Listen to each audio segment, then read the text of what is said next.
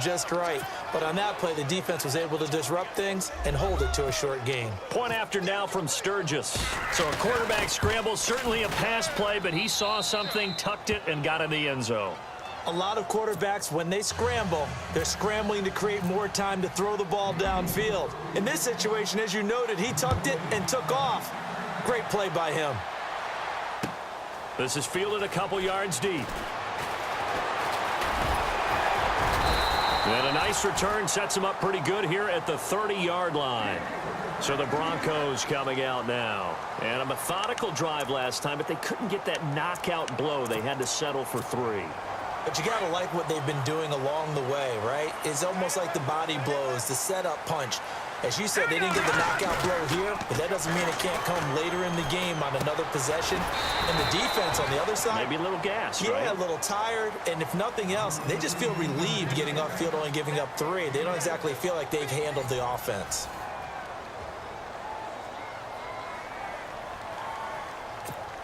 So the offense readies for a 2nd and 4.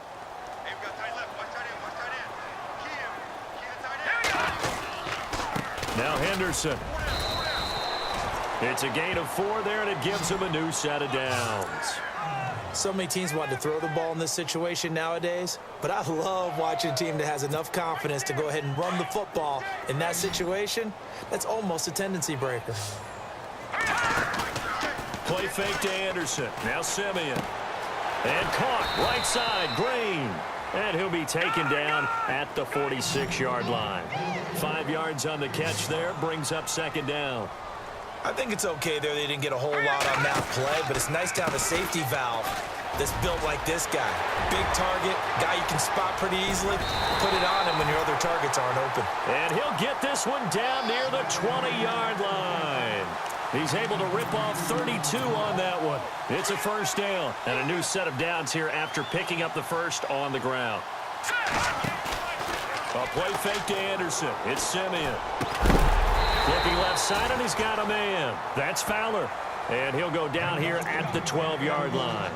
10 yards on the pickup there, and it'll be 2nd down.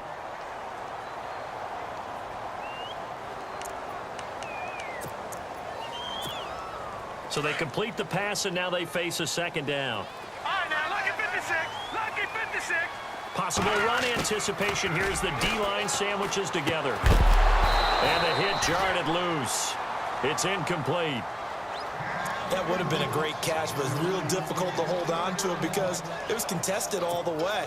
Would have been a great play if he'd been able to haul that one in. The battle in the trenches never more important than right now. This is 3rd and inches. They'll run it. Here's Anderson. They'll be marked inches short. No gain on the play, and that's going to lead them to 4th down. That was a terrific job by the defense stopping them on 3rd and short. But sometimes you get some visual cues from the offense because when they're going in short yard situations, you might see the offensive line come in tighter together, a little more shoulder to shoulder, trying to wedge a hole in the middle. They didn't get it done on that play. Simeon now to throw. And no, it's incomplete.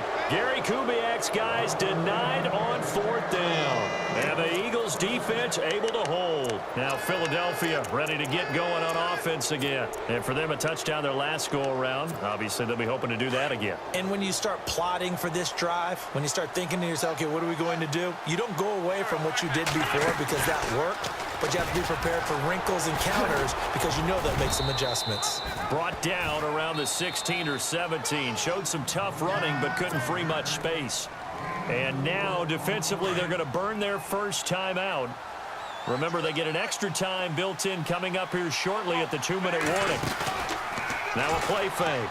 Wentz. And look at this. They get the turnover they needed. It's intercepted. Picked off by Todd Davis. That interception sets them up beautifully already in the red zone. And you can hear it all the way up here. Oski, everyone turned to block, find a spot, and now they're set up inside the red zone for their offense. 10th carry now for Anderson. And he's got this one down to the 10. Give him 9 on the carry that time, and they're set up with a 2nd and 1. Well, partner, I know this type of running back. I mean, this size, This intensity usually gets better as the game goes on. I can just tell you from experience, the first few quarters, oh, you're eager. You come running up there, I'm going to tackle this guy. By the fourth quarter, you're coming up and thinking about it. And D-line wearing down fourth quarter. Yeah, that's not a guy they want to see consistently. Time for a break. We'll come back for the electrifying conclusion after this. Offense readies for a 2nd and 1.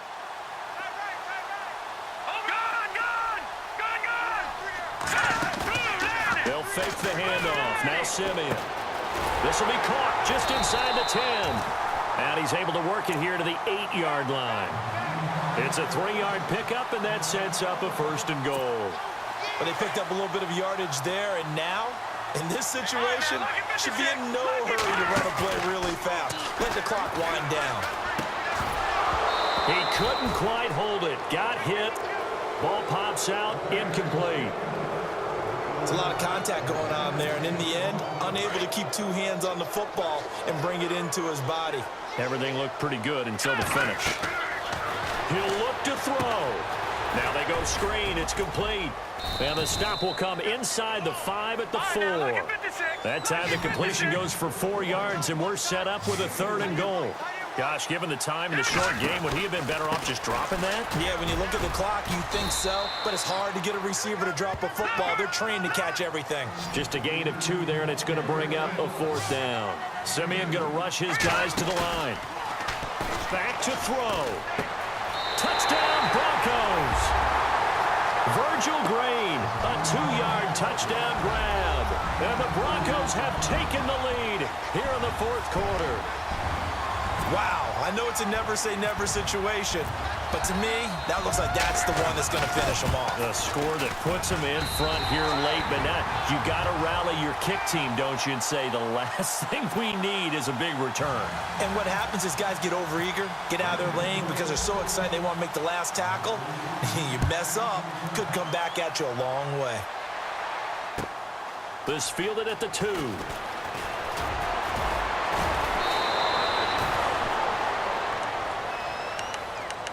Philadelphia getting set to take the field. They're only in need of a field goal, a decent amount of time on the clock. So tell me if I'm wrong. You don't have to be too panicked here. No, not at all. I agree with you. And this is where your preparation and your confidence comes into play. They've worked on these situations. Yeah, they practice this all the time. They practice it all the time. They know what they want to get done. And in a lot of cases, the great competitors, they love this situation. They think they can go ahead and get it done. They practiced it. We'll see if practice makes perfect. LeGarrette Blount was the intended target. And that'll bring up 2nd down.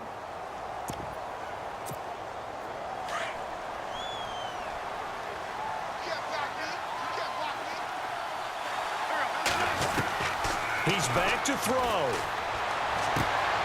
And he's got his man out of the backfield. That's complete. And now nothing but green ahead of him. He takes it across for the touchdown, and they've taken the lead late in the final minute of the 4th. Wow. Wow.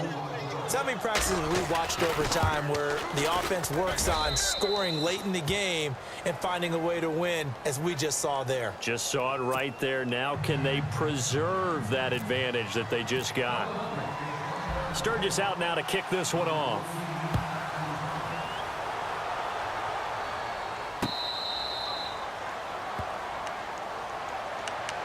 And Denver getting set to take the field. They're down here in a 1-score game, but the time, it's a factor, but it's not a huge factor right now, is it? It's really not, because this amount of time gives them a chance to run their offense, to go through play sequences.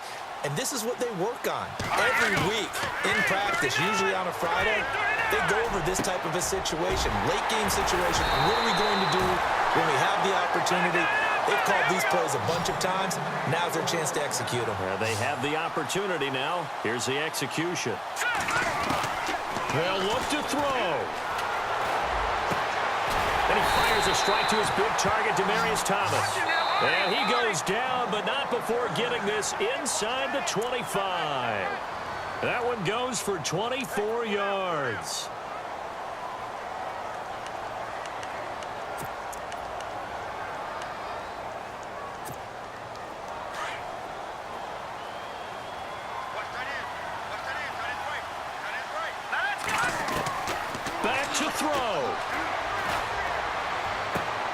That's caught. It's Thomas. And he'll take it into the end zone for a Denver score. Demaryius Thomas with time running out. And the Broncos have taken the lead here in the fourth quarter.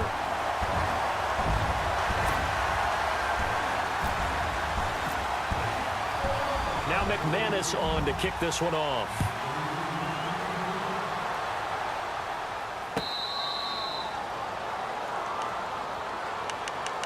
Here's the Philadelphia offensive unit now as they head out to take over possession. So you're right there, but obviously the clock is not your friend. How do you handle this situation? You're thinking two plays.